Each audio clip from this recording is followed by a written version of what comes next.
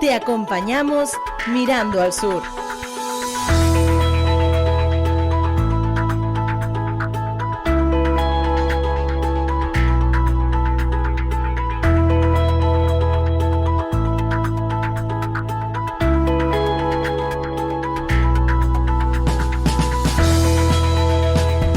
Mirando al sur, hoy es 28 de julio del año 21, seguimos avanzando en este mes de julio que ya prácticamente le estamos diciendo adiós, y en esta jornada, en estas primeras horas de la mañana, nos vamos a acercar hasta el Cabildo Insular de Tenerife.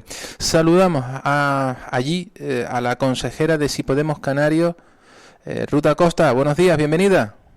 Hola, muy buenos días. ¿Qué tal? ¿Cómo se encuentra? Pues bien, pasando algo de calor, pero bien. ¿Y preocupada por la decisión del Alto Tribunal? ¿Qué le parece la decisión del Supremo? Respecto al toque de queda, Sí. Pues un poco preocupante. Desde mi punto de vista, es la comunidad científica la que ha apostado por esa medida, y desde luego me parece preocupante que en las respuestas del tribunal no se tenga en cuenta esta evidencia científica, sino que simplemente se deseche. Podía haber sido una solución. Ahora vamos a tener que buscar otras fórmulas, y estamos aplicando otras fórmulas que vemos que no están funcionando con la eficacia que funcionaría un toque de queda, por ejemplo. Lo que pasa está que el Alto Tribunal, que avala la decisión del TSJ, dice que la medida no está suficientemente justificada por parte del Gobierno de Canarias. Yo no sé si usted ha tenido la oportunidad de ver los papeles que mandó el Gobierno canario al Supremo, pero el Alto Tribunal parece que lo tiene muy claro, que con los datos que tiene no puede avalar esa decisión. Desde luego, no he tenido oportunidad. Me gustaría en algún momento poder acceder a ellos porque hay que ver cuál ha sido la diferencia con respecto a otras comunidades donde sí se ha permitido de manera puntual, incluso a veces quirúrgica, teniendo en cuenta poblaciones concretas, pero desde luego algo aquí ha pasado que nos ha impedido tomar esa medida, que podría haber solucionado en gran parte el peligro que estamos corriendo ahora con el nivel de contagios y la presión asistencial. Uh-huh. ¿Usted cree que el Gobierno de Canarias debería ser valiente y en el Consejo Extraordinario que se debe estar celebrando desde hace ya un cuarto de hora debería ponerse sobre la mesa la petición del estado de alarma? No sabría darle una respuesta muy concreta, la verdad. Creo que son ellos los que tienen asesores suficientes como para determinar cuáles son las medidas y si en algún momento se puede evitar esa medida que también los tribunales han declarado ilegales, y creemos que debe haber otras medidas a estas alturas, ¿no?, de la pandemia, donde estamos avanzando en la vacunación, y creo que se podría hacer, como decía, más quirúrgica a la hora de tomar las medidas. Espero que no se haga necesario nunca la vuelta a ese estado de alarma, la verdad. Bueno, vamos a ver lo que decide este órgano del Gobierno de Canarias. Estaremos muy pendientes de ello. Consejera, la estamos llamando porque hay otros asuntos donde le preocupan precisamente a su grupo. Y de hecho va a presentar una moción al Pleno del Cabildo de este próximo viernes. Creo que el Pleno comienza a las 10 de la mañana, ¿verdad? Sí, a las 10 exactamente. A las 10 del próximo viernes, una moción que va a pedir el rechazo del macropuerto de Fonsalía. Efectivamente, el rechazo a esta infraestructura y la defensa de la zona, porque va intrínsecamente unido. A mí me gustaría empezar un poco porque no todo el mundo es consciente de lo que ocurre en este caso. Esto es un proyecto que tenemos que tener claro que nació en el siglo pasado. Uh-huh. Es decir, el concepto de este puerto es de los años 90, donde todavía no había emergencia climática, todavía no teníamos la opción de conocer de forma popular el impacto del cambio climático en nuestras vidas, y donde todavía no nos habíamos puesto serios con los retos y los objetivos que debemos cumplir para evitar y para adaptarnos al cambio climático.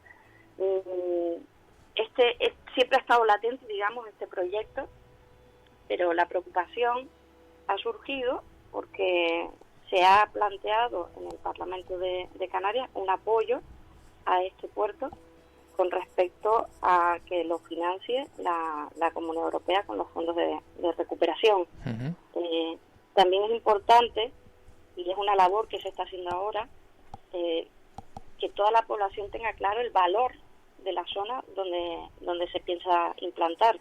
Son, ya les digo, dos ámbitos que no sé hasta qué punto la población tinerfeña y canaria tiene en cuenta. Primero, este macroproyecto, porque recordemos que es una infraestructura, es un puerto isla, es tan grande que tendría un viario hasta una especie de isla donde estaría colocada las diversas actividades que se tienen pensadas para la zona. Sí. Y por otro lado, el nivel de protección que tiene esa zona por el altísimo valor medioambiental que tiene, ecológico y de biodiversidad, que desde luego no solo tiene líneas de protección propias insulares, sino autonómicas y mundiales, ¿vale?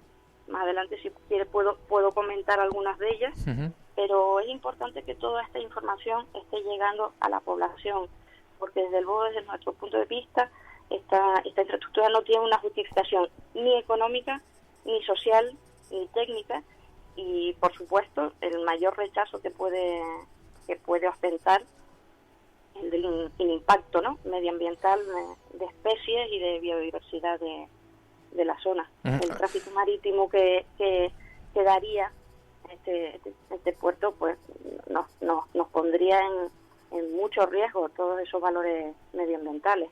Uh-huh. En este caso, ¿usted considera, su grupo considera que con las infraestructuras portuarias que hay en la actualidad son suficientes? Me refiero, para ese tráfico marítimo interinsular, como puede ser el puerto de los Cristianos, reconvertir el puerto de Granadilla, no sé, ¿qué alternativa se podría llevar a cabo entonces? Si es que se puede llevar a cabo alguna alternativa. Sí, lo que tenemos claro es que hay alternativas a este puerto. Esto habría de determinarse por parte de todo el plantel técnico implicado en esto. Desde luego, creemos que hay solución para el puerto de los Cristianos, ¿vale? El puerto de los Cristianos tiene también diversas actividades, que es lo que puede incomodar, pero también es cierto que los mayores colapsos que tiene ese puerto son colapsos puntuales, que se deben muchas veces a la falta de planificación de las navieras cuando hablamos de traslados de pasajeros. Y en el caso del puerto de Granadilla, bueno, se habla de poder dar uso.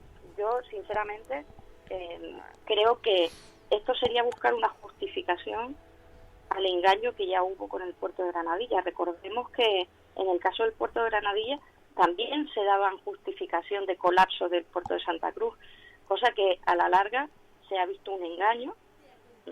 Veamos que se engañó a Europa para financiar parte del puerto de Granadilla, y luego se volvió a pedir financiación para una ampliación del puerto de Santa Cruz que se había dado como imposible y como justificación del puerto de Granadilla.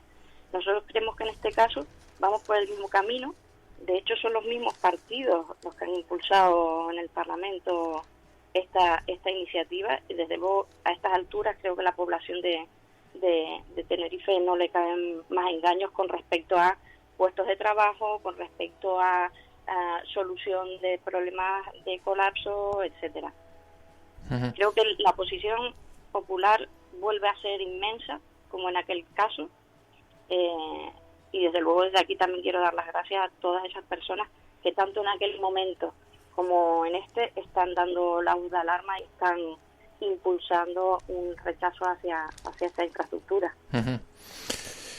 Entonces, entendemos, consejera, que el pleno de este próximo viernes, cuando esté en análisis este punto del orden del día, va a ser bastante calentito. Me temo que sí, pero bueno, creo que como en el caso de la regasificadora nos estamos acostumbrando. Nosotros tenemos una línea muy clara de defensa de la sostenibilidad, del desarrollo sostenible de Tenerife. Uh-huh.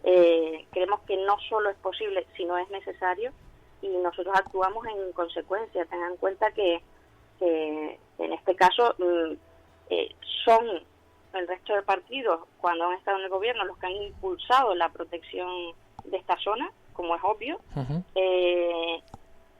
Se están felicitando, por ejemplo, de que esa zona sea kilómetro cero del corredor biológico mundial, y sin embargo al mismo tiempo están promoviendo una infraestructura que, como ya ha respaldado todos los científicos que se han pronunciado al respecto, va a provocar grandes daños a esa zona. Es una zona, tengan en cuenta que es una zona, por ejemplo, SEC es una zona de santuario de ballenas, es lugar patrimonio de ballenas, la única de Europa declarado por la Alianza Mundial, y ya le digo también kilómetro cero. Y tengan en cuenta también que en el futuro, y promovido también por todos los partidos de Cabildo, se quiere hacer una reserva marítimo pesquera en esa zona. Quiero decir, hay algunos partidos que al mismo tiempo están impulsando la protección y impulsando una infraestructura que destruiría parte del ecosistema que ha dado pie a esa conservación. Sin embargo, es una infraestructura muy demandada por Guía de Isora, por ejemplo, también por parte de la isla de La Gomera, por esa conexión. ¿Es una línea roja, consejera? Sin duda es una línea roja. Nosotros llevamos oponiéndonos a este puerto desde hace mucho. De hecho, las circunstancias y la evidencia nos han dado la razón hasta ahora, porque no se ha llevado a cabo. Uh-huh. Y este nuevo impulso, sinceramente, creo que es simplemente un debate, no va a llegar a ninguna parte.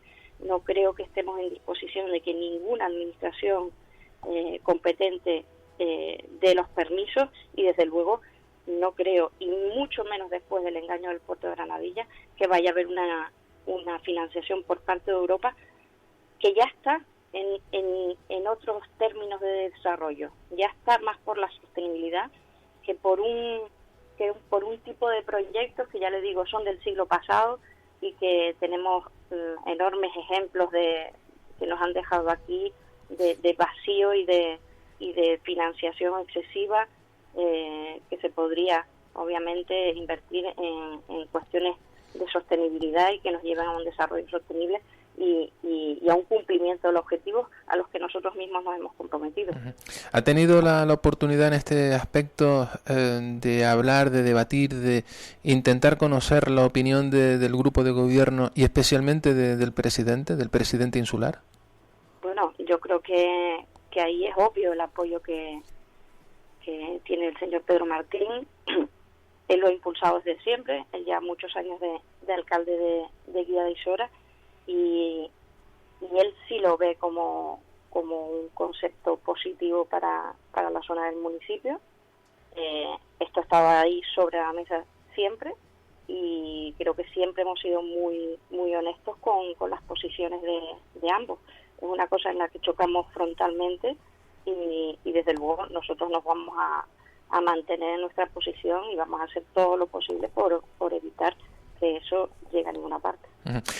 Vamos a ponernos en el día viernes, 10 de la mañana, llega el momento de que se debata este asunto. Ustedes exponen la exposición que consideren oportuna, los otros grupos también dirán lo que tengan que decir, y al final se rechaza la moción que presentan ustedes, no sale hacia adelante.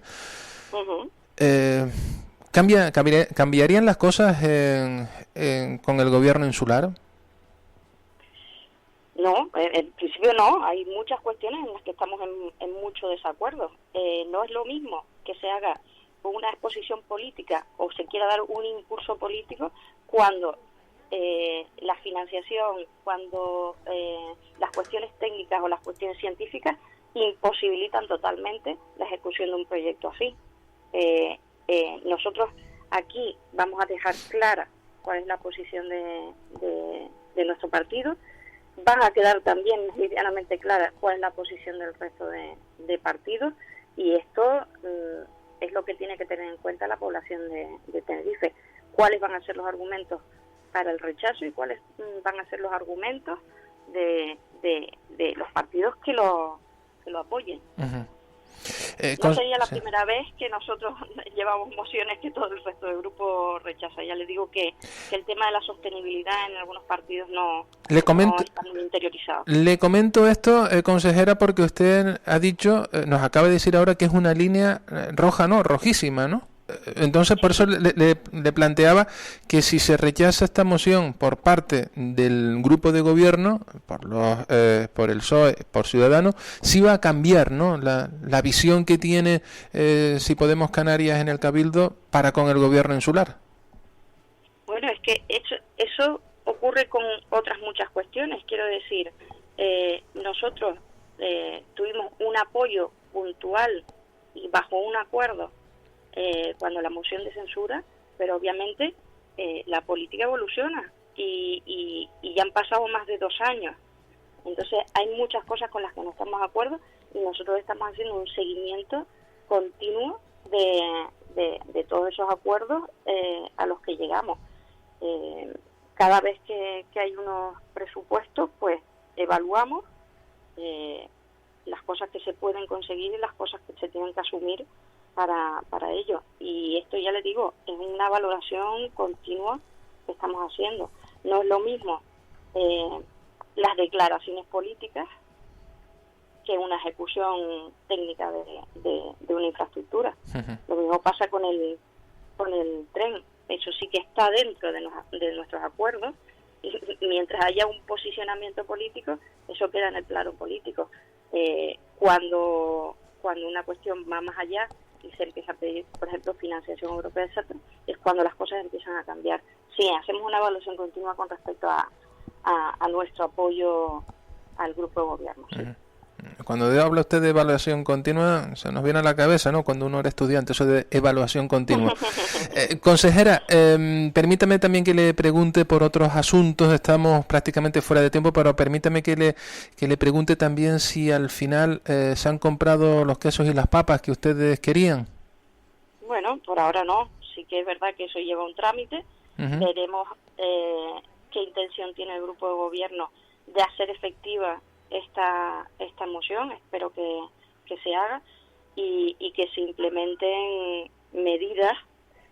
Algunas se han hecho, pero hace falta mucho más medidas para que la producción agraria y ganadera de Tenerife sea sostenible en el tiempo. Esto es una cuestión puntual por un tema puntual, pero desde luego mucho tiene que cambiar